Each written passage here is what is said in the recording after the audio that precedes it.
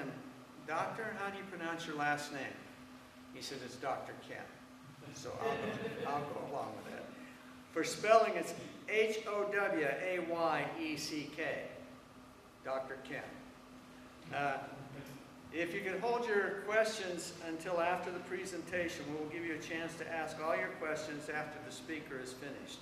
Let me give you a little information on Dr. Ken. He's an author and lecturer, and he's also an osteoporosis educator and testing interpreter. He is the founding director of Bone Health Network. He is the author of self-help books, including the popular book, Bone Health Made Easy. Osteoporosis is a very important part of our prostate cancer treatments because the drugs that we have to take contribute to osteoporosis. The hormone drugs that we take contribute to osteoporosis. Also, when your bones get more shallow, the cancer can invade more easily. So it's very, very important, even though osteoporosis doesn't sound like a cancer treating or cancer subject, it is, it really is. Dr. Ken operates a company out of Alameda called 5-Star On-Site Testing. And he has information here and outside that you can find out, which provides on-site ultrasound bone density screenings and osteoporosis counseling at events, doctor's offices, expos, various senior living centers, and corporations. And with his love for this issue being quite evident at every turn. In recent years, Dr. Ken has spoken at various educational forums to both professionals and laypersons. As a credentialed and board-certified foot and ankle surgeon, Dr. Ken is currently retired from 22 years in private practice in order to address fully his long-term passion of combating osteoporosis in ways that he feels are most genuine and most effective, and yet are ways that are presently underutilized and certainly less understood than they should be. He is a certified speaker for the Foundation of Osteoporosis Research and Education. How many people out there have had bone density tests for osteoporosis? How many people are qualified to have or have found that they have osteoporosis? Well, you know, a lot of people that have tested, you did a good job getting tested, and I'm surprised that not more of you have it. Surprisingly enough, men get osteoporosis just as much as women. We think of it as a women's disease, but it's not.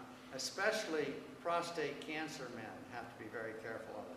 So tonight, Dr. Ken will talk about how surprisingly common osteoporosis is among men, just how big an issue is it when a man breaks his hip, surprising statistics around the issue of osteoporosis, and the issue of chemotherapy, and I might add hormone therapy, as it relates to osteoporosis. How to reliably and fundamentally improve one's bone density, and it's actually not what you're hearing. With that, let me bring to the podium Dr. Ken.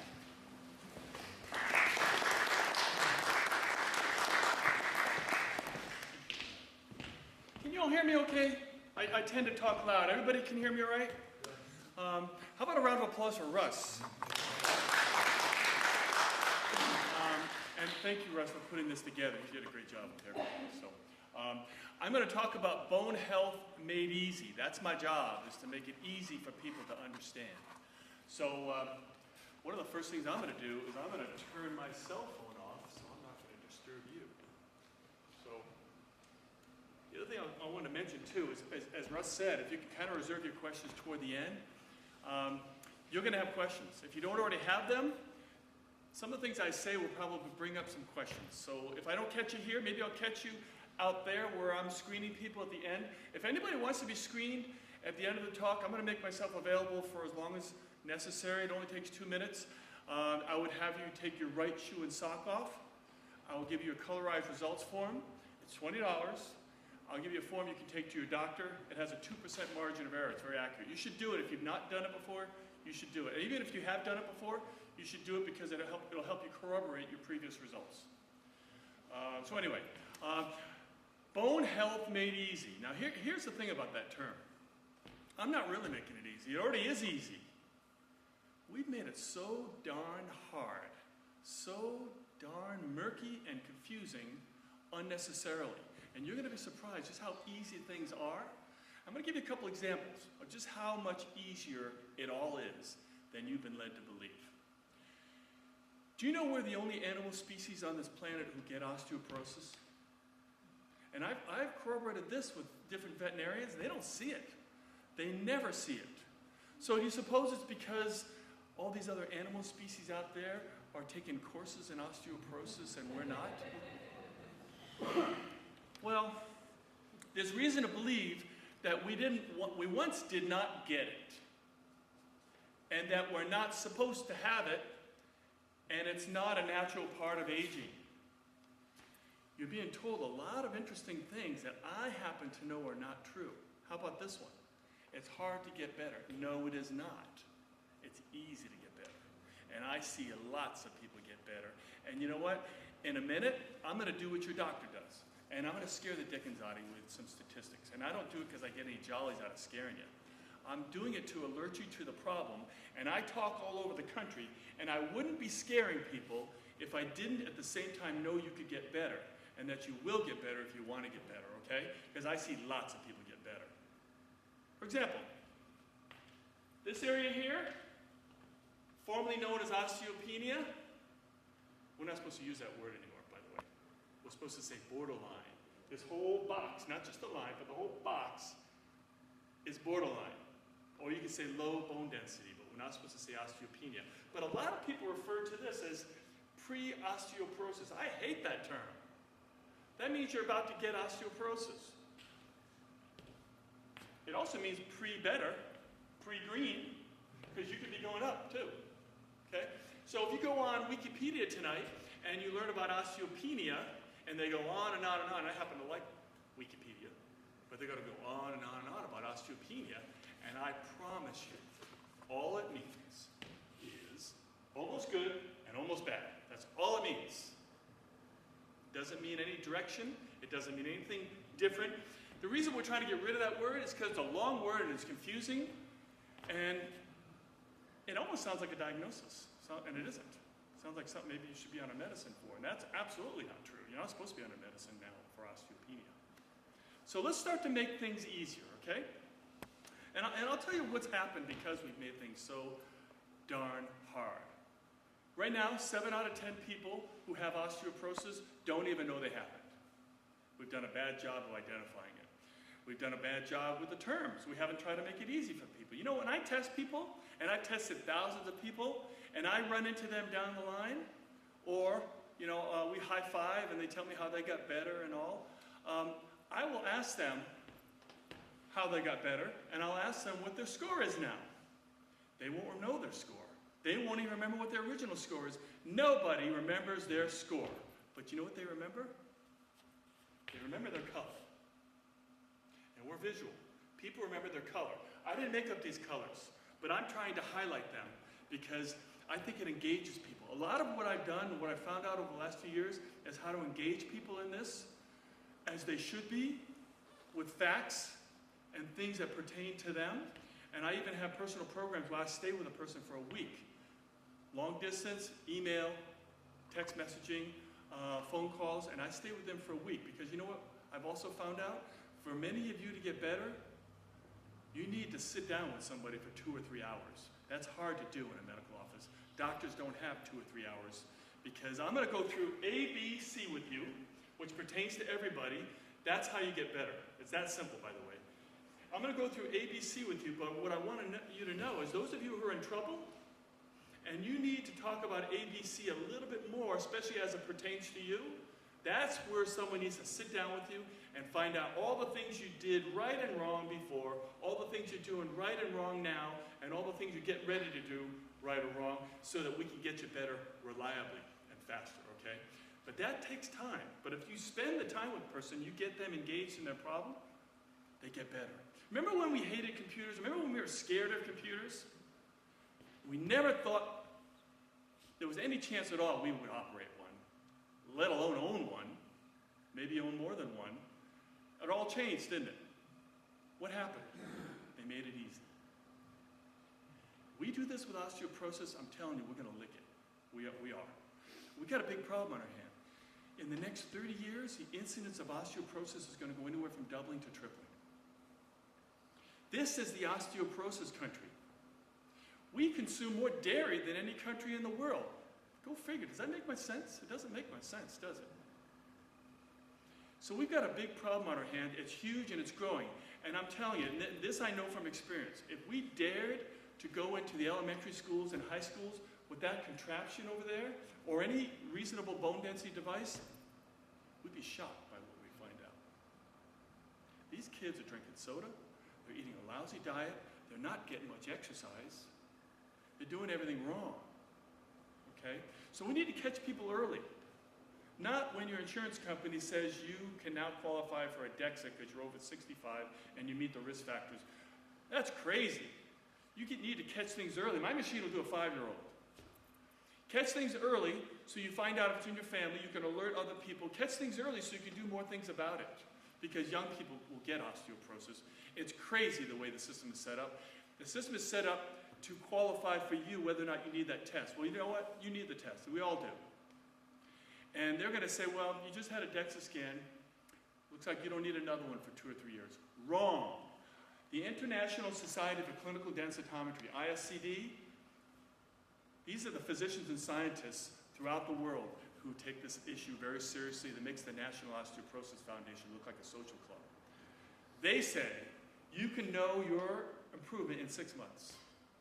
You can know in as soon as 6 months whether you're getting better or not. In other words, whether your plan is working or not. You want to know whether your plan is working, right? Now, in 6 months, if you can know that soon and you find out that your plan is working, great, you stay with it. Now you're going to get better. If you find out in 6 months, because you tested that early, and you find out your plan is not working, then you change it, because you now know, and you can make that change. So that's why you need to do the testing much earlier and much more often than you're led to believe. Okay? Now, let's look at these terms. Osteoporosis. This looks like a quiet crowd. Let's find out how interactive you are here. Somebody tell me what osteoporosis is. Losing bone density. Losing bone density? Yeah, that's a good one. Anybody else want to share with me? What is osteoporosis? Well, it's a thin bone that isn't solid. It's punctuated by... Thinning of the bone. Yeah. Okay. So you could define it so many different ways, but the way you want to think of it is a way that you can commit it to memory and really understand it. Okay, here's one way of thinking of it. It's red. Everybody knows red's bad, right?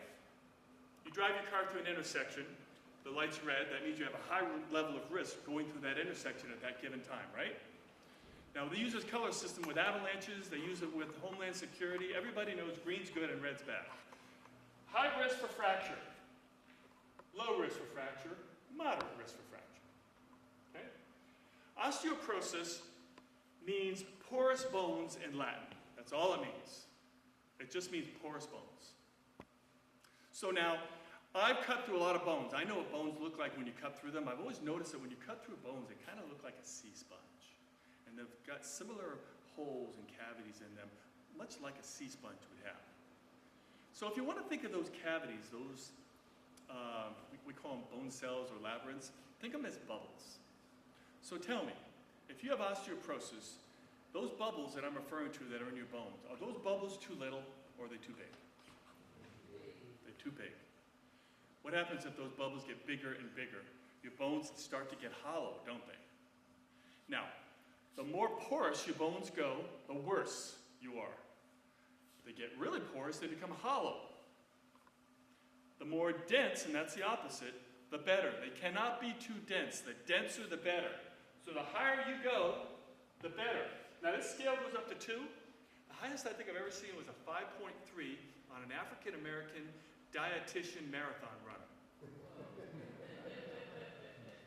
right? She fit the bill. 5.3. I think the lowest I've seen is 4.8.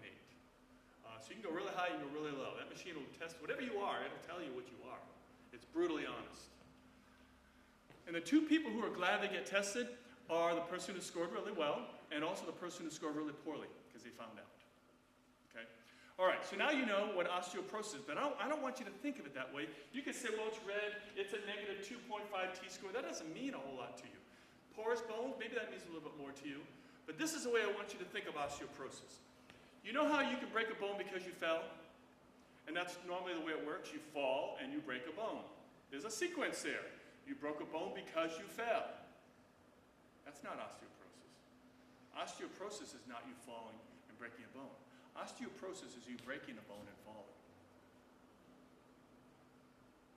So now some of you are thinking, you know what, I think I get it now. I think I know what happened to that lady.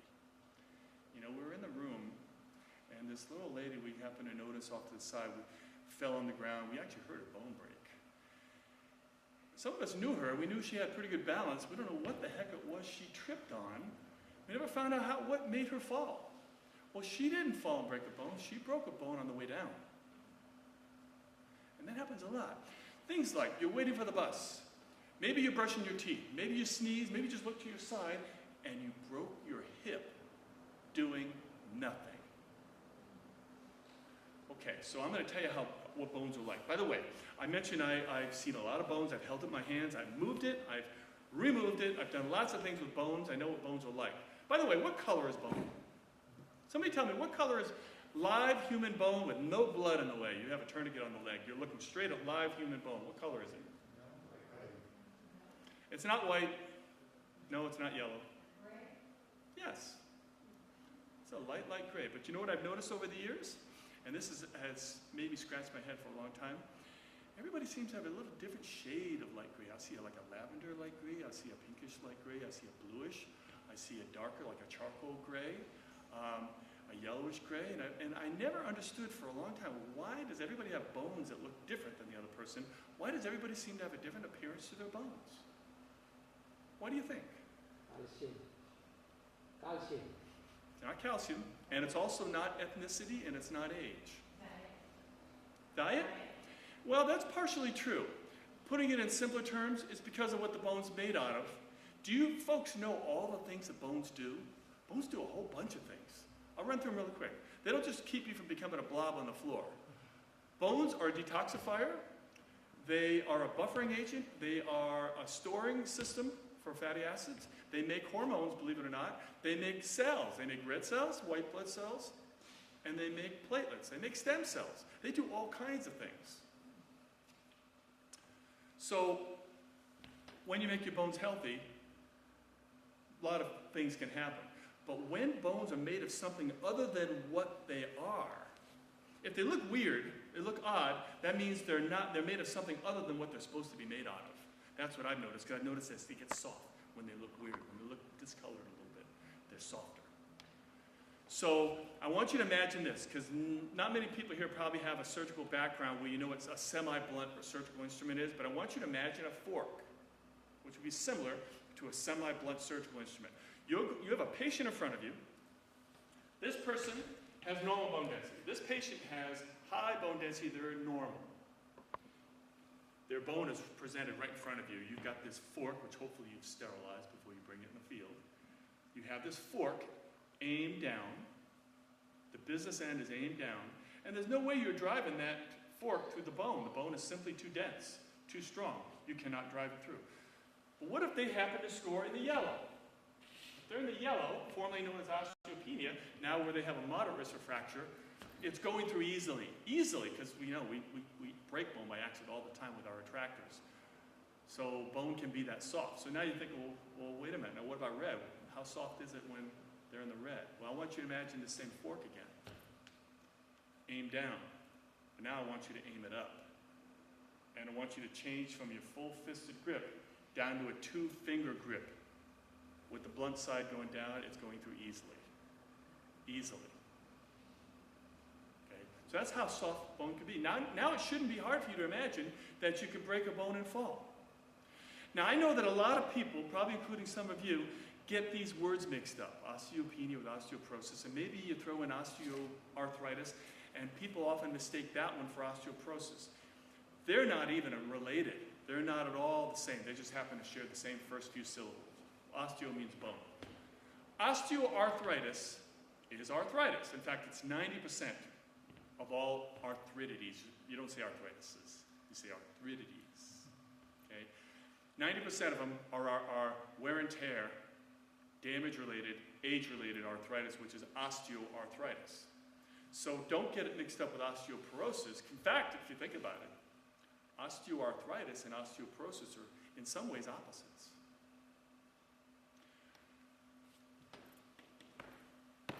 I'm going to pass this around. Just a little miniature hip bone, femur, which shows the joint part of the hip, the ball and socket, the ball that goes into the cup at the pelvis. And that's where osteoarthritis occurs, in the joint where there's cartilage. That's where hip replacements occur. So don't even relate hip replacements to hip fractures. They're in different areas. But I don't know how well you can see this, but it has a neck. It has a head and a neck. The femur almost looks like a body. It has a head, neck, and a shaft. The thinnest part, the neck, is where it breaks. Okay? And that's not in the joint. So osteoporosis doesn't occur at the hip joint in the same area. It occurs in the neck, whereas osteoarthritis occurs in the joint. Let's pass this around. So they're not in the same area. Osteoarthritis, you can feel. It hurts. It can hurt a lot. But no matter how much of it you have, no matter how much pain you might have from osteoarthritis, it'll never kill you. But osteoporosis is the opposite. Do you know you can die from osteoporosis? That's why they call it the silent killer. And no matter how low you go on this scale, you feel nothing. So I have people come up to me and they say, you know what, Dr. Howayeck? I think I have it. You can test me, but I'm almost positive I have osteoporosis, that my bone density is low. And I'll always say, you can't tell. You don't know until you test. It's silent. You feel nothing, and yet it can kill you. That's where it's kind of opposite to osteoarthritis. Okay? So, and I mentioned you can die. Now, do you know the number of women last year who died because they had osteoporosis outnumbered the number of women who died from breast cancer, ovarian cancer, cervical cancer, and uterine cancer combined? So you know that it's often associated with a postmenopausal woman, maybe a woman who's small frame, she has in the family, she's broken a bone before, she's on certain medications, maybe she's been on chemo, all these things that maybe you can't control too much of. She's Asian or Caucasian, all these things are uncontrollable risk factors. Why dwell on them? You can't control them. Try changing your gender, try changing your ethnicity.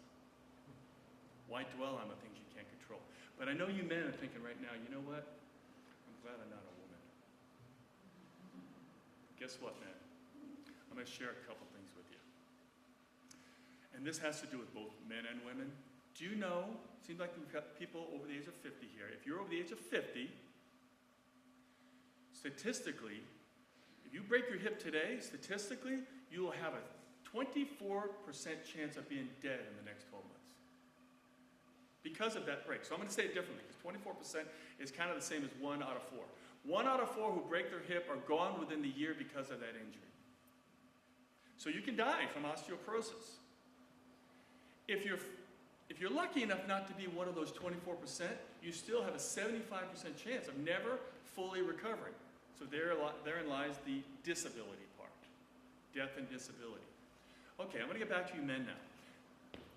That issue of actually being able to ultimately lose your life because you broke your hip, because we all know that if we break a hip, it's typically because you had osteoporosis, you had low bone density. But that statistic of 1 out of 4 who break their hip are gone within the year. Take that statistic and look at the men. Men who break their hip, who are over the age of 50, have a 46% greater likelihood to succumb to death from that fracture than the woman does. A man who breaks his hip does not do well. Why? We don't know. So, naturally, we all know about prostate cancer. Naturally, it's not as common as prostate cancer, right? Wrong. It's more common than prostate cancer. Osteoporosis is more common in a man. A man is more likely to get osteoporosis than he is to get prostate cancer. 1 out of 4 men will incur an osteoporosis-related fracture in a lifetime. So now, is it an issue for men? You bet it is. It's an issue for everybody. And as Russ said, anybody can get it. That's what the National Osteoporosis Foundation would want people to know. Anybody can get it, and that's why people need to be tested. Okay? So now you know the difference between these big words, these terms, and how they relate. Okay? On the other hand, if you have rheumatoid arthritis, those people have a high incidence of osteoporosis because it's an inflamed condition. They get generalized osteoporosis. Rheumatoid arthritis is a different ballgame. Those people do get osteoporosis by having it. Otherwise, osteoporosis does not lead to osteoarthritis, and osteoarthritis does not lead to osteoporosis. They don't even correlate. Okay? All right. So now I'm going to go over A, B, and C, but as I do, I'm going to pass this around, which kind of summarizes what A, B, and C is. The book I wrote, Bone Health Made Easy, covers some of this, but I'm going to cover it in a lecture form and in a way that you can kind of commit it to memory. A, B, and C are the things that you should be doing for your bone health. It's everything. It includes everything. And everything pertaining to a healthy bone health lifestyle falls into either A or B or C. So what is A? A is activity, B is bad stuff that gets reduced, and C is complete nourishment. But if you think about it, isn't that kind of what we've been told for our whole life about health in general? We're told to eat right, to get plenty of exercise, and avoid bad things. That's what we're told, right? That pertains to bones, very much so. But if you focus in on those things that help bone the most, you're going to make big improvements. Okay? What I've noticed is your bone health should be a byproduct of the things you should be doing anyway. The most powerful forces for bone health are not the medicines. The most powerful forces are A, B, C, and medicines should come last. By the way, those of you who are on bisphosphonates like Fosamax or Reclass, Alendronate, Boniva, the Sally Fields medicine, Prolia, who says they're not a bisphosphonate, we know certain things about these medicines that we didn't know before. Nobody who scores in the green or yellow should be taking them. Nobody should be taking them under any circumstances more than 5 years. They came out in the middle 80s, and there are people who are still on them. They've got the dead jawbone syndrome we've been hearing about. That's a condition we didn't even have before these medicines came out. They have frozen bone syndrome. Maybe they broke their hip because they've been on the medicine too long. Okay? It doubles your risk for esophageal cancer. What you want to know about these medicines is these medicines are needed in an urgent care situation. They've never been healthy. They've always been an urgent care medicine. We're treating them as such now. Before, you might have gone into the doctor's office in the middle 80s and the doctor would say, you know, we have these new medicines for osteoporosis. I understand that you're not in the green, you're a little bit into the yellow. Let's get you back up in the green. Let's put you on these medicines, raise your bone density. They should never have done that. But they don't do that anymore. But we still have people who are still on them that long. So what do they do? What do these medicines do? Without getting into the details of osteoclasts and osteoblasts, understand that these medicines are designed to make your bones hard. They make your bones hard. Now, if your bones get hard, and they get harder and harder and harder, what can ultimately happen to your bones? They break. They become brittle and they break. Do you know your bones bend? You all know that your bones, I'm not talking about your joints, I'm talking about your bones. Do you know your bones bend? If your bones don't bend, they break. They've got collagen in it. They're like rubber bands, collagens, protein, that allows them to bend a little bit to resist fracture. Okay? Do you also know that your bones are half water? Yeah, your bones are 50% water. What happens if you lose some of that water? What happens if you become dehydrated over a long period of time? Your bones start to be a little bit like chalk. Remember when you used to have blackboards? Chalk? Remember what chalk felt like in our hands? Remember we could actually drop it into a break? We could break chalk in our hands? There's no water in there, but that is all calcium. It doesn't have the magnesium bonds holding the calcium together. It doesn't have any collagen in there, allowing the chalk to bend. There's no water in there at all. so we can easily break it. You don't want your bones to be like that. But the medicines, if you're on them too long, or if you're sensitive to them, will create that type of situation. Okay? Now, medicines. You all know that every medicine you take has to do more good than bad, right? Has to do more benefit than harm. Cost-benefit needs to be in your favor for every medicine you take. It just so happens that it's different for every situation and every person. For example, most people who are in the green, looking at these medicines, should easily recognize that if they took those medicines are more likely to do much more harm than good for them. Same thing for people in the yellow. But people in the red, they're in trouble. I just outlined how you can die, that you're kind of a time bomb, that you don't have to do much if your bone density is that low, that you're in trouble. You got to get the heck out of red. You got to pull out all the stops, all on massive action. You got to throw the kitchen sink at this thing, including taking those medicines. So there's some in the prevention community, wellness community, who are saying never take these medicines. I'm just not one of them, because honesty would dictate that if it was me, or if it was a loved one of mine, and my job was to get myself or these people out of trouble, I'm doing everything, including those medicines. Because they'll get you out of the red. They just don't get you much farther. Okay? They're designed for the person who's in the red, and then once you get out of the red, you stop taking them. Because then they're not in your favor anymore. They're more likely to do harm than good. Does that make sense? Everybody? Does that make sense? So that should give you more clarity on the medicines. The medicines should be last. So let's get back to A, B, C. A is activity, B is bring the bad stuff down, or bad stuff reduce. C is complete nutrition. But A is interesting because it isn't really what you're hearing. You're hearing that it's exercise, you're hearing that it's weight bearing, or weight resistance. Do you know that's not true? Okay, right now, I'm weight bearing. I'm standing, I could be standing all day long, fully weight bearing, and I'm telling you, I'm not doing a darn thing for my bone health. I'm not doing anything for my bone density. So let's take another example. Let's say that I do a lot of swimming, which is very healthy, great exercise, good for my heart, good for a lot of things. It's just a wonderful exercise. Swimming does nothing for your bone density. Bicyclists. Do you know bicyclists have a higher incidence of osteoporosis than the general population does? Remember, they're sitting. Elliptical. That's not just weight bearing. I'm moving now. That's a great exercise. Good for my heart, good for a lot of things. Aerobic, I burn calories, I'm moving, doesn't do anything for bone density. So I just cited 4 examples. Standing, swimming, bicycling, elliptical. What's wrong with those 4 things? There's no impact. Your feet aren't really hitting the ground. So there's a principle called Wolff and Davis law. Wolff actually refers to muscles and Davis refers to bones. Means that, and it also applies to skin and other tissues, where a particular type of tissue in your body, when it feels it's under attack, will make more of itself. Your bones do it to make bone spurs. Your skin does it to make a corn or a callus. When it's being abused, it makes more of itself. Your muscles, if you're working out your muscles think they're being abused, they're under attack, or they're just being worked on, they make more of themselves. The muscles get bigger.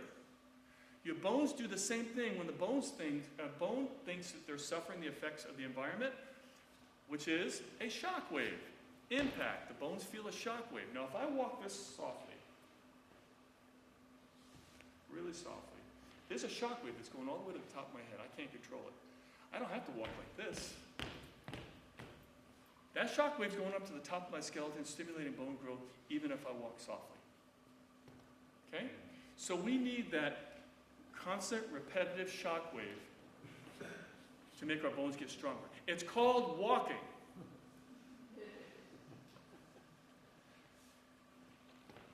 Do runners score well? Yeah, they do. My machine knows walkers and knows runners. By the way, I haven't had anybody yet, I promise you this. I haven't had anybody come up to me and say, you know, Dr. Ken, you know how I got better? I started doing ice cream. Or I started doing dairy. I started doing cheese or yogurt. I haven't had anybody yet tell me that they improved their score with dairy. Isn't that kind of surprising? So when that happens, and it starts to happen a lot, I'll start telling you to do dairy. But right now, my opinions are formed by what I've seen over the years. I've tested thousands of people. I asked them, how'd you get better? How'd you get worse? And what's come forth is not what you would expect. Because I don't give you cookie cutter information. You can get that off the internet. There are people out there that are telling you what could happen, what could help your bones, what should help your bones, but I'm telling people what will help your bones because it tests well, and what I've seen to help well. Because you know what, we've got to stop telling people cookie cutter stuff because it's not working. I can tell you this, the dairy industry has made millions off of this, and they have failed miserably. We've got to stop telling people this stuff if it doesn't work. Okay, there's even a study that came out a couple weeks ago. Some of you probably saw it, a British medical journal study that shows that bone density actually dairy consumption actually lowers your bone density in an adult. I mean, did it ever really ring true that the secretions of another animal would be your answer for bone health? Understand, you know, I'm not a vegetarian, and I have no dog in the fight. I don't have an agenda. I just want to tell people what works and what doesn't. I don't want you to waste your time. I want you to get results. I don't want you to do those exercises that don't get the results you're seeking. I want you to do the ones that will. And I want you to do other things that work and not the things that won't work. So now you know what activities work. I've just told you what activities don't work, and I've told you what activities do. So what I know is that runners can walk, but not all walkers can run. So I tell everybody to walk. Everybody here needs to double their walking if they can. Okay? I mean, if it's dancing for you, great. Maybe it's jumping rope, that's fine. But people ask me, well, Dr. Ken, what exercise should I do then? For me, what's appropriate for me? Well, it has to subscribe to this. The activity that you choose has to do this. One, has to be right for you.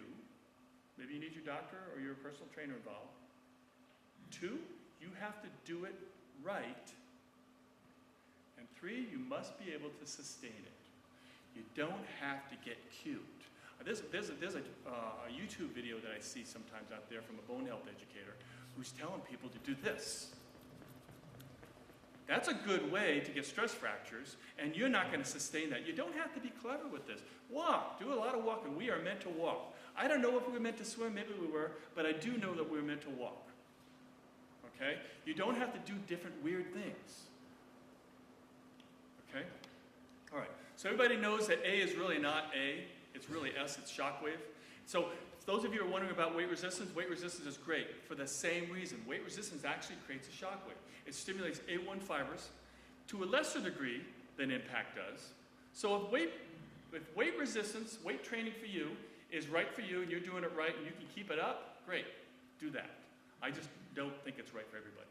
I want you to do the thing that's right for you, but I want you to do it forever. Okay? So now you know what A is. Activity that works. Okay? B, bring the bad stuff down. Now, maybe I don't see a lot of people with pen and paper, but if you try to remember what I'm going to say here, or write it down if you can, because this is different for everybody. I'm going to run through a very short list of things I want you to do less of. Now, understand, this isn't to tell you you have to cut it out completely from your life. It's to not do it in excess. This is about moderation. Don't do any of the following in excess. You ready? Smoking. Soda. Soda is horrible for your bones. It has everything in there that if you want to become an osteoporosis terrorist, all you need is Coke. You go out there and you spread it around, spread osteoporosis around. But it has caffeine, it has sugar, low pH, it has phosphoric acid. By the way, the things you drink that have bubbles are not harming you. The bubbles aren't hurting you. It's what they put in things that have bubbles. And even energy drinks don't always have bubbles. It's what they put in it. It's not the bubbles. Okay? But soda's horrible for your bones. Smoking, soda, and sodium. Those are the three S's. Sodium meaning white table salt. Don't eat a lot of white table salt. Why do I say white? Because if it's white, that means they've taken the thing out of it that colors it. So if it's Himalayan salt, they have it. It's still in there. What are we talking about? We're talking about the minerals that colored it. Anything that colors salt, whether it's pink or gray or some other color, is always minerals. So if it's white, it means the minerals have been taken out. Okay? So don't do a lot of sodium because that's an established controllable risk factor. You're going to find out that I do a lot on the things you can control. Okay? Don't drink like a fish. Don't drink a lot. You could drink some. There are some forms of alcohol that are good for your bones, such as beer. Beer has silicon in it. Beer is actually good for your bones. But you do that in excess, it becomes bad for your bones. Alcohol in excess is a risk factor for osteoporosis. Don't drink more than 3 cups of regular coffee a day. Caffeine is a risk factor for osteoporosis. Now again, I'm not a vegan, I'm not a vegetarian, but I happen to know that animal protein is a risk factor for osteoporosis. Don't do a lot of it. Don't eat a lot of meat. So how much should you eat? Well, maybe a good guideline is this. You put your fists in front of you, your 2 fists in front of you, and that's your weekly supply of meat. That's not much. If you have meat in every single meal, that's 21 meals over the course of a week, right? That's not very much per meal. But you're probably not going to eat meat every meal anyway, and it's still not that much. Don't go beyond that. Don't eat a lot of meat because your bone density will go down. Okay? So now you know what B is. And I'm going to run through really quickly the medicines, not by each name, but by category. But I have to be careful here, because this isn't to tell you not to take your doctor's advice. Quite the contrary, I want you to take your doctor's advice. In fact, I want you to pass some of this information by your doctor, especially if you test poorly. So let's say you do test with me tonight, and I give you your sheet. You're going to be in the green or yellow and the red. You're going to go to your doctor. Before you ask any questions, you hand this to your doctor. So the questions that come forth with your present situation in mind. This isn't about you going against your doctor. It's about you asking the right questions. Okay? For example, maybe you're going to score in the green, and the doctor says, you know, you've been on Synthroid for a while, and you really need it. Really need to keep you on that. I really don't want to take you off it. And it's obviously not affecting you too much. You've got some leeway. You're staying on the Synthroid. Or maybe you're in the red, and you've been on 5 milligrams of prednisone for quite a while, and your doctor's been wondering, should I get her off it? Maybe should I or should I not? And then she receives your results that shows you in the red. She says, oh yeah, you're going off this stuff now. You don't even need it that much anyway. I did not know you were in the red. You're going off of it. So it helps your doctor make the right decisions. Okay? Okay, so here are the categories. The following categories of medicine will lower your bone density, will put you at risk for fracture. Here they are. Medicines for cancer.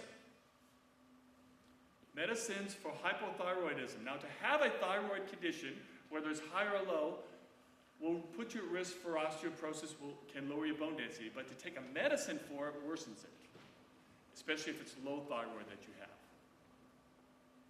Okay? A lot of times there are medicines for hypothyroidism. Medicines for epilepsy, anticonvulsants.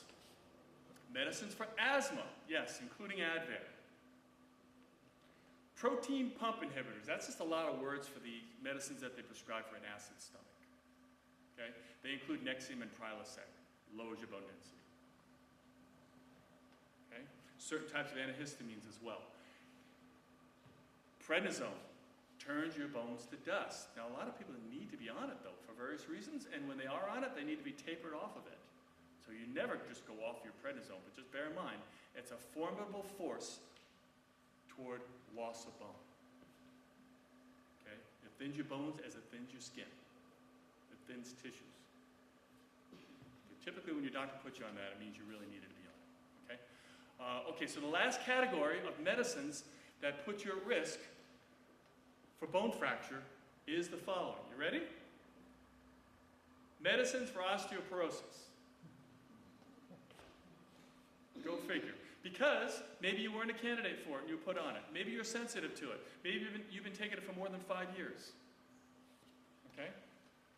So you see why the medicines are meant for just some? They're overutilized. The lawsuits are piling up with these medicines. I don't even think they're going to be around that much longer. But I just want you to have a good perspective. If you're in the red, I'm sorry you have to take them because you don't have any choice. You're at risk. You're in trouble. You got to get out of trouble. But once you get out of trouble, get the heck off of those medicines, okay? Hope that gives you a realistic perspective on the medicines. So they don't make your bones strong. They make your bones what? They make your bones hard. And therein lies the issue of frozen bone syndrome. You've heard of people who, if they're on these medicines too long, will actually break their hip because they've been on the medicines. Well, your bones don't get cold. They don't freeze. They just use that term frozen bone syndrome to depict that they're turning into chalk. So if you're on them too long, they put you at risk for hip fracture. Okay? So that's B. Things you need to bring down as well as your doctor needs to bring down for you. Okay? And then C is complete nourishment. A lot of people are taking too much calcium.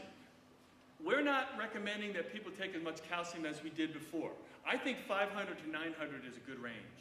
I don't think anybody needs to take more than 900 milligrams of calcium a day. And yes, it does cause certain problems. It even puts you at risk for an MI, a heart attack, if you're not taking it properly, if you're taking it in excess, and you're taking it without a family of ingredients that are meant to accompany the calcium as it comes in. Okay? Don't take too much calcium. With vitamin D, it's the opposite. Most people are not taking as much vitamin D as they ought to. The Vitamin D Council thinks that most people should be taking 5,000 IUs or more. 5,000. Researchers that I've run into, a lot of them are taking 50,000 a day. I happen to know that you can't go toxic with vitamin D3 unless you go over 100,000 IUs. I'm not telling you to do that. What I'm going to tell you to do is get tested. Because you know what? If you're not tested and you don't know your current value, and I'd be willing to tell you that very few people here know their current level. If you don't do that, you don't know how much to take. You're guessing. Your doctor shouldn't even guess either. You need to know. It needs to be according to your current level, because how much you take of vitamin D needs to be that which gets you to a goal. What is that goal? It's to get you to 50 nanograms per milliliter. Some say 60. Don't believe the lab report. The lab report, when they say 20 to 33 is normal, it's not. This means you're not going to get rickets. Okay? You need to get it up to 50 or 60. And when you plug your number into that table that the Vitamin D Council has, it'll tell you how much to take. And chances are you're going to find out you're taking far less than you thought you needed. Okay? It's hard to take too much. Your body's trying so hard to make vitamin D, and you all live in Southern California. Statistically, 70% of you are low in vitamin D. But let's say you're one of the 30%. Let's say you run a high level. I don't run into many people who have a high vitamin D level. But if you're one of them, great. God bless you. You don't need much. But if you're low, like most people are, you need a lot. Okay, so knowing what your level is and putting in that table to tell you how much you need to take is being accurate. Okay? So know what your level is, because it's about getting to that level. Why am I recommending you get that high with your vitamin D? All kinds of good things happen to your body. You want to hear what happens to your body when you get to 50 nanograms per milliliter? You offset 80% of cancers, including breast cancer. You lower your blood pressure. You give yourself balance. All this has been proven out through studies, that you don't fall as easily. Your balance is greater. You offset heart disease. Getting yourself to 50 or higher is a better flu shot than the flu shot is. People who take ridiculous amounts of vitamin D, they feel terrific. They want to keep doing it because they feel good. So that corresponds to what you heard recently about people who have issues of depression, who get their vitamin D level up, lower their depression. Well, do you think it's just for people who have depression, or do you think a lot of people feel better when they have their vitamin D level higher? Probably everybody feels better. Okay? Offsets diabetes. There's so many things that vitamin D does. So the reason why it's fooled us for so long about vitamin D is because it doesn't follow the rules of vitamins. Why? Because it's not one. It's not a vitamin. It's a prohormone. And I can say this, it's even more important than you putting attention to calcium. The more vitamin D you take, the less calcium you need. But you can't say the opposite.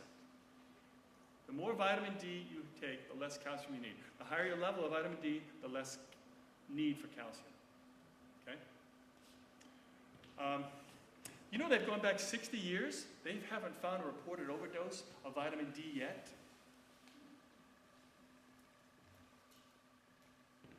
Okay? So you get the picture? Get your vitamin D level up. Find out what your level is and get it higher. Okay?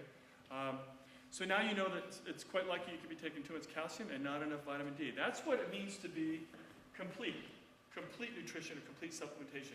By the way, our own space program is way ahead of our medical system in osteoporosis. Believe me, they are. They're way ahead.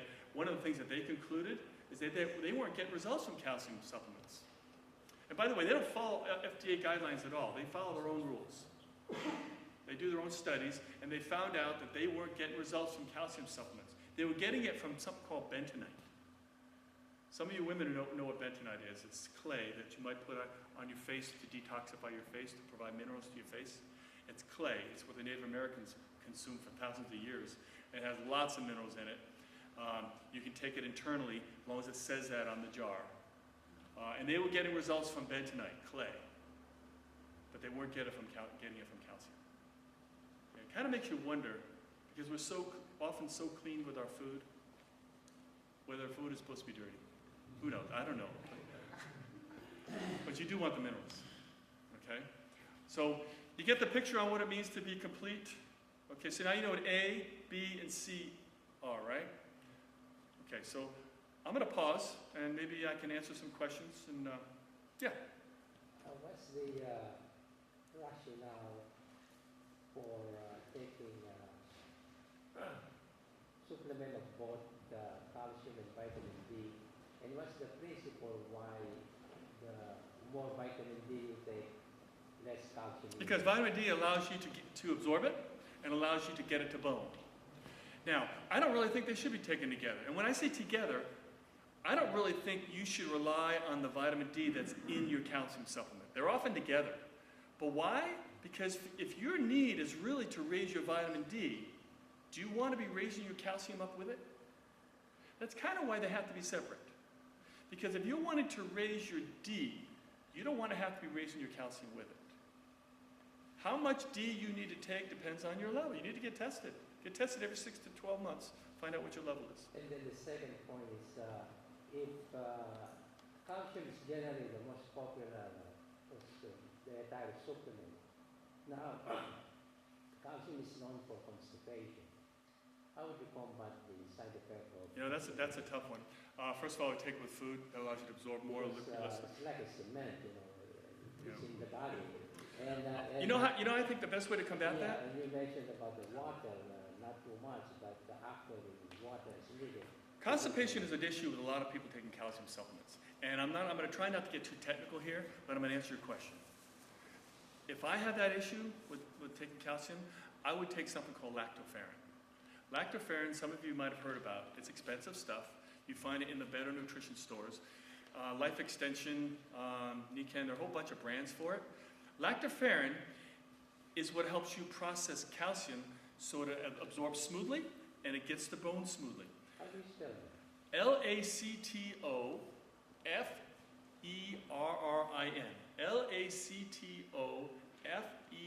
Lactoferrin. Your body's trying to make lactoferrin, by the way. Your body makes it. It doesn't make enough. As we get older, or as we succumb to a lot of toxins that enter our body, we need more lactoferrins because they don't have any free receptors. Their hands are full trying to detoxify you that they can't grab that calcium molecule and escort it to bone. That's what they do. They're an escort system. Your calcium won't get to bone unless there's lactoferrin in your body. So I want you to think of this. I want you to think of the relay race that we see in the Olympics with the baton. You all see that race? You know what I'm talking about? Where the first runner hands off the baton to the second runner who takes that baton to the finish line? Okay, think about that now. That baton, think of it as your minerals, including your calcium. The minerals or the baton is not getting around the track or through your circulation by itself. No matter how good a baton you have, it's not going to circle the track by itself unless a runner takes it there. And in the end, it's not about a baton anyway. It's really about the runners. There's a relay race happening in your body. There's a lactoferrin molecule in your GI tract called gastroferrin that your body's trying really hard to make. It's the first runner. It grabs onto the calcium. It also grabs onto iron too, and it starves all the bad bacteria. This is really good for your body because it kills the bad bacteria.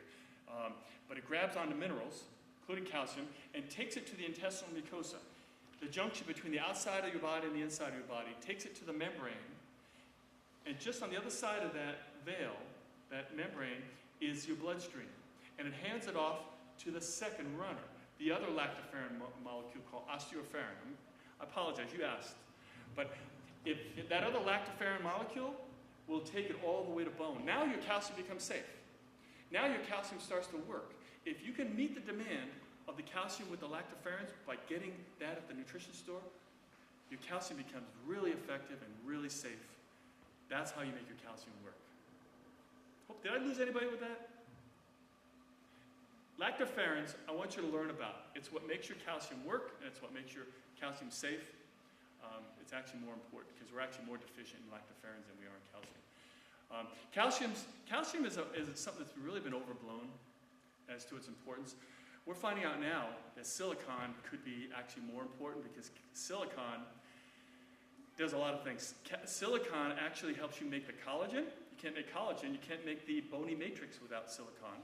It leaves the scene once it happens. So it fooled us. We thought we didn't need silicon because it's not in healthy bone. Well, no, it isn't. It already did its job, and it left. But now we're finding out that silicon might be more important than calcium. Bottom line is, we need all the minerals. We need about 12 different minerals, which you might find in bentonite. You might find in a good mineral supplement. But we need much more than calcium, particularly vitamin D. Yeah? Is magnesium one of them? Magnesium is one of them for some. There's a lot of controversy about magnesium as to whether that really is something we need to address that much, because some people are getting it from their diet, some aren't. I think it's a good thing to address. There's dispute whether you should try to get a 2-to-1 ratio of calcium to magnesium or a 1-to-1. You may want to look into the foods that have magnesium to try to get an idea whether you think you need it, whether you're getting it in your diet or not. But if you want to know what magnesium does, it's the glue in your bone that holds the calcium together. Okay? And the collagen provides the honeycomb matrix because you can't deposit anything in the bone unless there's a honeycomb there to receive it. That's collagen. That's why they found out that plant protein raises your bone density and animal protein lowers it, because plant protein raises your collagen level. Yeah. Did you mention something about when you take your vitamins is important? I mean, With vitamin D, it doesn't matter as much. You can take that any time of day. And by the way, vitamin D is cheap. Get enough of it. But with calcium, you try to spread it out.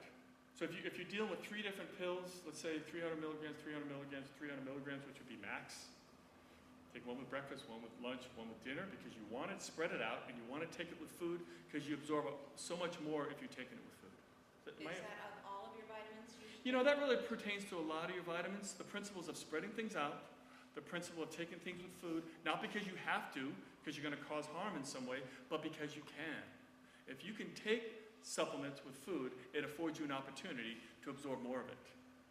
So those are the principles. You spread it out, you take it with food. And by the way, if you're wondering, well, I have a choice of morning or evening, which one should I take? Tend to veer toward the evening, which is good news, because when you forgot to take in the morning, you still have a chance. Okay? Yeah. The issue of weight bearing, I was a little confused there. What we should be doing? Okay. You should try to get a variety of exercises. Okay?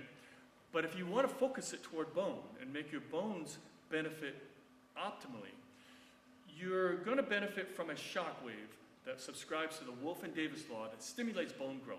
Where does that come from? It comes largely from impact with your feet hitting the ground.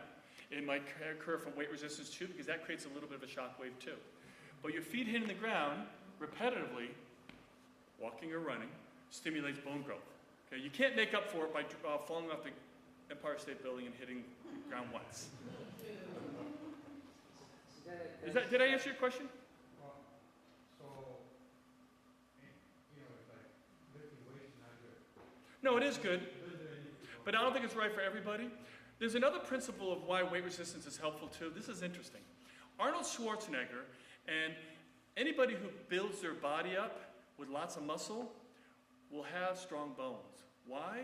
Because of just how clever your body is. He could have become a muscle builder without addressing his bone situation at all.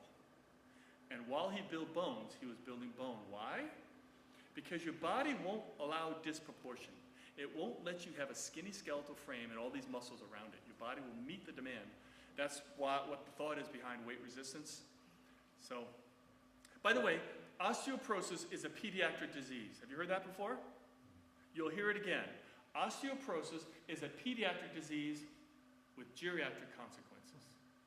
So what does that mean? It kind of explains some of the people that come forth to me and get tested, and I'll ask them, wow, you did pretty well. How are you scoring so well? And that person might say, nothing, I'm not really doing anything. Are you taking bone health supplements? Are you doing a lot of walking? Did you inherit strong bones? And that person might say, no. But then I might say, what about when you were a child? Were you an athlete? Oh yeah, I was an athlete. I was a runner, a marathon runner, or as a ballet dancer. Or my parents were ridiculous about making sure that I got good nutrition. But it all happens when you're young, because what you're essentially doing is you're teaching your bones how to make bone, which to some extent will stay with you to a degree.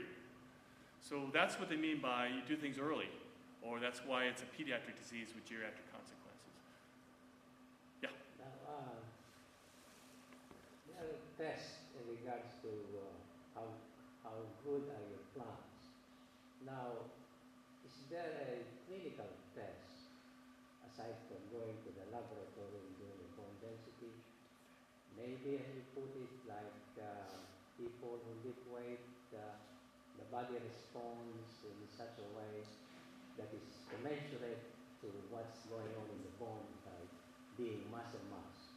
Would you consider that as a soft test that you're doing okay in your plan? That translates to bone health? Yeah, that your plan is working. Because No. The three ways you're going to know. I'm going to tell you. Go. The hard way of detecting how good your plan is working is through the dexamethasone test and other tests in the laboratory. But is there a clinical way of measuring up that you're doing all right? Short answer is no. There are 4 ways to know whether you're at risk for bone. 1 is a history of fracture. Right. 2 is DEXA scan. 3 is ultrasound bone density testing, which I have out there. And the other one is computerized tomography. It's a silent disease. You can't know it by symptoms, and you can't detect it by body performance or through clinical means. No, the answer is no. Those are the 4 ways you know. By the way, I want you all to know the difference between a DEXA scan and what I'm doing out there, and why they're apples and oranges. And I want you to get this. The letter D shows up a lot here.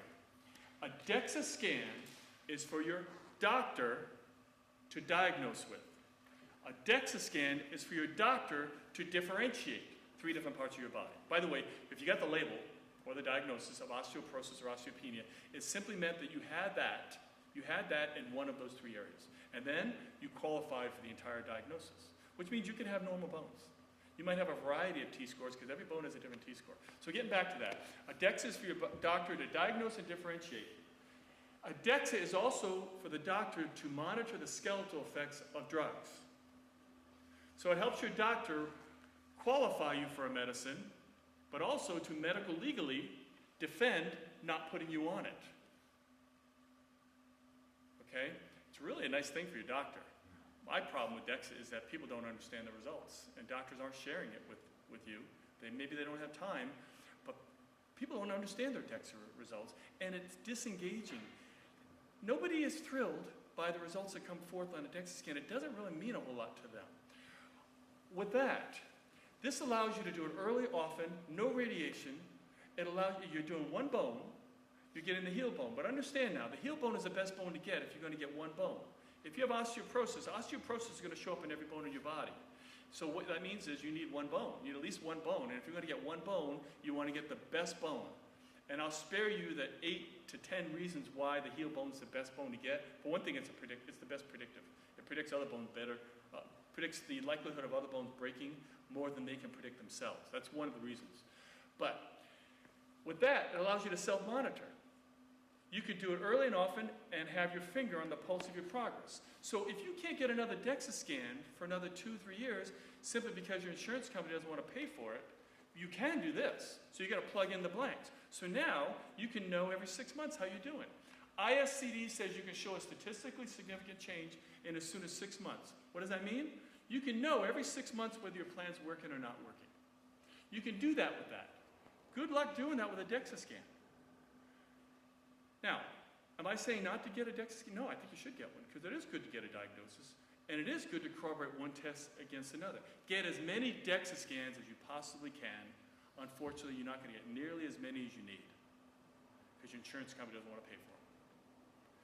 Get as many of those, you're going to find yourself doing it much more often, and it's going to be much more engaging. The people I test every 3 months, those people get better faster. We've done this with people in Gardena, done it with people in Chicago, that the people who ratchet up their testing are ratcheting up their awareness, they're ratcheting up their results, and They get better faster. There was a study done at Cornell Hospital in the year 2005, done over 6 years. Now, this is going to sound like magic to you. It's going to be hard for you to believe that this is true. What they found out was people who got screened for osteoporosis, they had their bone density screened, they had a 36% less likelihood of breaking their hip than people who didn't. Had nothing to do with what they did about it. This is just, did you get screened or not screened? But the people who got screened had a 36% less likelihood of breaking their hip. So how could that be? You tell me. Somebody tell me how just getting screened will lower your incidence of breaking your hip. Do something about it. You take action. That's one reason, yes. Be careful. Yep. Aren't you now going to be making maybe a fewer more of the right decisions because of what you learned? Aren't you going to make maybe a little bit less of the wrong decisions? Aren't you going to make a habit out of some? Maybe you're going to forget where you learned it. Maybe some of it's going to be subconscious. Maybe you'll get off the couch a little more often because of that little awareness. It's called awareness, and it's powerful. And I happen to think it's more than 36% because most screenings aren't done well. Here, if you get screened, this is a little bit more of a learning experience than you get when you get tested. So I happen to think screening's done well, it's more than 36%. Yeah? Would you differentiate between DEXA and QCT scan? QCT, computerized tomography, isn't done that often. You have to understand, when you use QCT or just a standard radiograph or an X-ray, there's a lot of objective assessment. The doctor's looking at this and says your bone's washed out, or not. Okay? It's not, to some degree it's quantitative because they're getting numbers, but they're not able to correlate it with large populations, a large reference data. Because what makes a DEXA so much better is because we have so many studies that show, population studies where I can compare you against someone your age, against someone in your ethnicity. Because what this is about comparing you against the population. I want to bring your attention to this line here. You see how this line, can you all see this curved line? You want to know what this curved line refers to? It refers to Caucasian females in the United States. But there's reason to believe you don't have to be Caucasian. This probably refers to the female population. We don't have enough studies on men to form their line. I happen to know where the man's line would be, but I'm going to tell you, this is accurate. You'll see this curve a lot. What this suggests is what happens at menopause, where a woman can lose up to 30% of her bone mass the 5 to 7 years of following menopause. So we're measuring you against the population. Let's say that you're here. You're a premenopausal woman, hasn't gone through her dip yet, because all women go through a dip. You're premenopausal, and you think you're sitting pretty here. You're fine, you're in the green. You're not. Think about this. If you're 2 inches below that line there, and you're going to go through a dip, and you're likely going to parallel this line, and you're 2 inches below here, and you're 2 inches below there, and you're 2 inches below there, what does it mean that you scored in there? You're headed for the red. You got to get up here, because you're going to dip. You got to get high enough into the green so you can withstand that dip, that you're going to stay in the green. So what this is, it isn't just telling you where you're at, it's telling you where you're headed if you do nothing. It's like your extended, it's better than your 10-day weather extended forecast. More accurate. Okay, so this tells you where you're headed if you do nothing.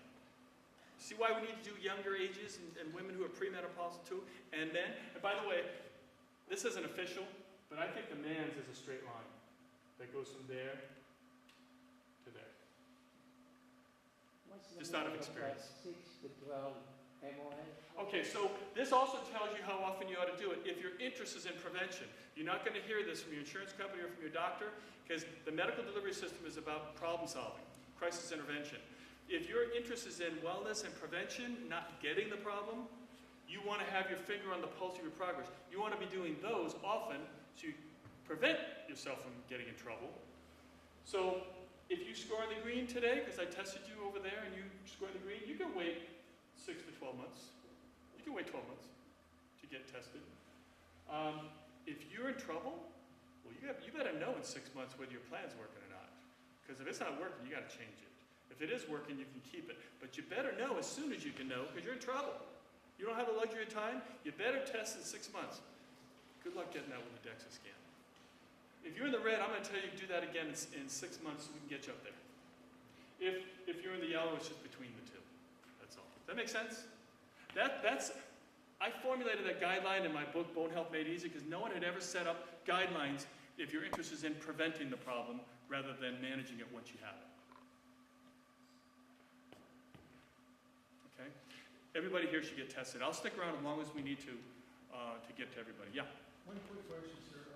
You said 2 fists size of meat during a week. Now, by meat, you eat beef or do you eat everything? Chicken, Well, fish? you're going to hear health-wise that red meat's not good for you, and it isn't, but the distinction with bone density has never been between white and red. I guess there's not enough studies to be able to discern between the two. It's animal protein, which, you know what? Includes dairy. Do you know there are 30 animal proteins in dairy? Should it be any wonder that dairy doesn't really help? You ever wonder why we're not hearing about taking green tea for our bones? Because green tea is so healthy and there's a lot of antioxidants or even minerals in green tea, but why aren't we hearing that that's good for our bones? Because there's caffeine in it too. Milk is a wash. It has calcium, but it also has bad stuff.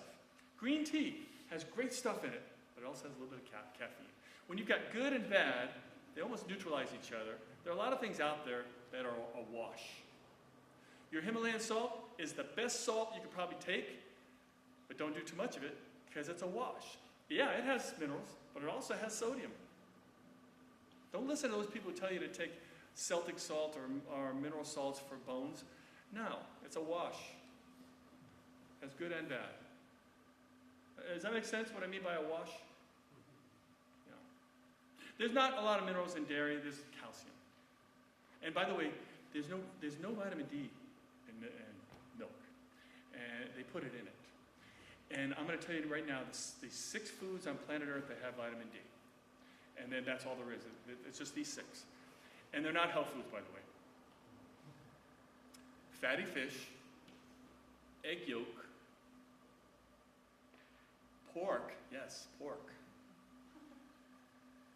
liver of all animals, because liver makes vitamin D, certain types of mushrooms, and certain types of algae. Good luck with that.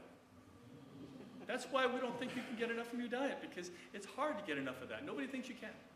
Okay? The best fruit for bone health, they still don't know why, is plums. They validated this again at the University of South Florida. They did it twice, and it came out the same both times.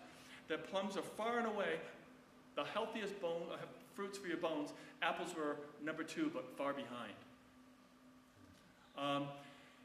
The one green leafy vegetable that has the most calcium in it isn't kale, and it isn't broccoli, it's collard greens.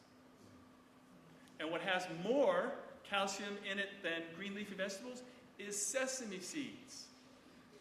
Crush them. Put them on your salad. It's called tahini dressing. More calcium is in that dressing than what's underneath it. Okay, so now you know what foods to get. And by the way, if you're wondering what kind of foods to get enough calcium, well, it's seeds, nuts, green leafy vegetables, and beans. Seeds, nuts, green leafy vegetables, and beans. If you want to get silicon, because you've heard a lot now about silicon, it's in beans, beets, and beer. It's in grains. Yeah. Yes, sir. There's a medication spelled Prolia. I don't know, it's Prolia. Yeah. It's supposed to be good for the bones. Well, if you're in red, you're in trouble. You have no choice. You got to take it. Okay, but you're in the green or yellow, I don't think the cost benefit is in your favor. Prolia is trying to say they're not a bisphosphonate, that they're not like all those other ones. No, they're a bisphosphonate too. They just land on the osteoclast rather than land on the bone. They're still a bisphosphonate. Okay. By the way, there are a lot more of you who are on those medicines than think you are. You know what I mean by that? Because if I have you raise your hand now, ask you if you're on that medicine or not, there's even more people in this building that are on these medicines than who think that they are. Why? Because some of you got a shot that you didn't really understand what your doctor was saying, didn't know what that long word meant, bisphosphonate. That shot was to address the medicine and keep you from having to talk about bone health when it's now in your body and it's in there for the next 10 years. It has a 10-year half-life. All right? It's in your body for a long time. And a lot of you have had that injection not knowing that you're on the medicine. You're on that medicine and you're on it for a long time now. What injection? There'll be Prolia. reclassed, and Actonil has an injection form too.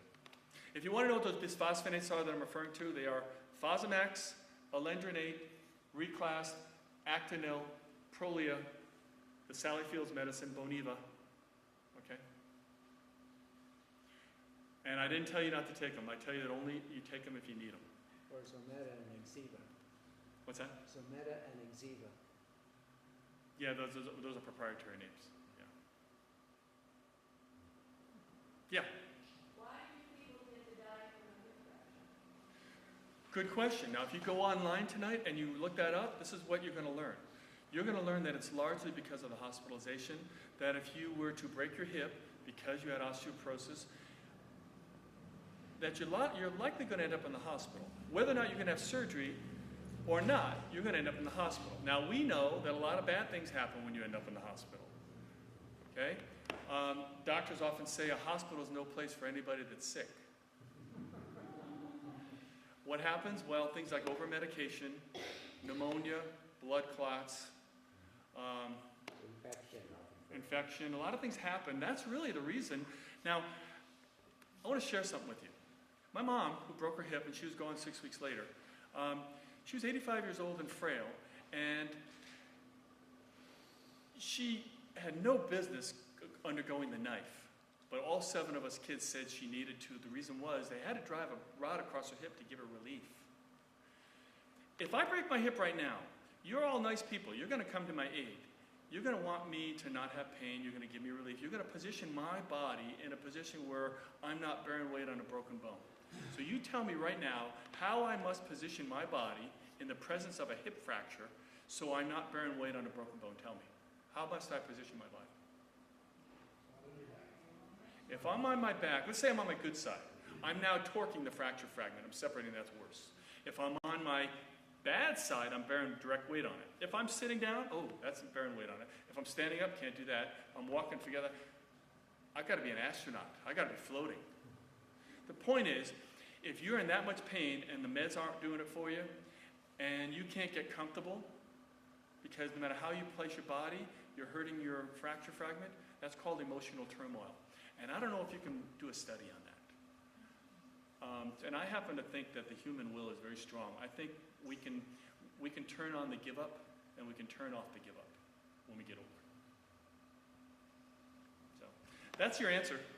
You'll get some people say, no, it's the collapse of the skeletal frame. You're crushing the different organ systems, that your system goes through a metabolic cascade, that your system literally goes haywire. Just understand, when you break your hip, it's not like breaking any other bone. So statistics say if you break a bone, typically, you're going to be better in 6 months. That bones heal in 6 months or less. Otherwise, you consider a delayed union. Statistics also say that if you break your hip, statistically, 6 months later, instead of being healed, you will still have an 85% chance of needing help, simply to get from one side of the room to the other, if it's your hip that you broke. Okay? So anyway, I'm gonna stop now, and I'm gonna suggest as many of you as possible come up to me, get screened. I'll give you something you can take to your doctor. You'll understand your results right on the spot. Thank you, everybody.